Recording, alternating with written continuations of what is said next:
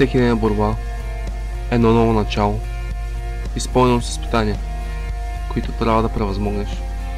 Това е ценността, необходима за стигането до мястото, където искаш да си. Но пред теб стои път, процесът, през който е необходимо да преминеш. Той е осеян с решения, компромиси, обстоятелства, с които ще се наложи да се съобразяваш. Не можеш ли ги превъзмогнеш и да се бориш с тях, това означава само едно. Ти не си достоен да понесеш тежестта на това, което искаш. Оцениш ли процесът, усмихнеш ли се на болката, тогава ти ще се надмогнал трудността, която е истинският синоним на правилното. Шампионът, както и диамантът, стават такива каквито са, понеже са под напрежение. Условията, в които се поставя, може да не са едни от най-благоприятните. Има моменти, в които не ти се тренира, работи или дори не искаш да станеш от леглото.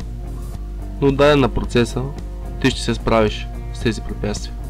Защото колкото и да не ти се иска, ще се захванал за работа. Избереш ли правилното, представлява да загърбиш това, което е добро за теб в момента.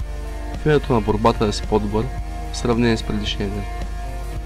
И независимо от това, ще си превъзмогнал съмнението в това, че не си заслужил своето място под слънцето, поради простата причина, че ти се бориш. Борбата е красиво нещо. Тя осмисля живота. Силват на това, че си готов да защитиш това, за което мечтаеш.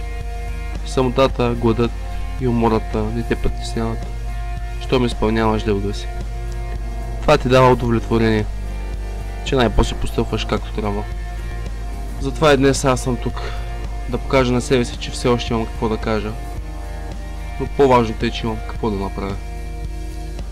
Цяло чудо е, че това същество, но нека то бъде пламъка, който да освети пътя ви. Няма да е както преди, но не искам думите ми от преди малко да останат без покритие. Искам да продължа. Това е моята надежда, макар и с малки стъпки.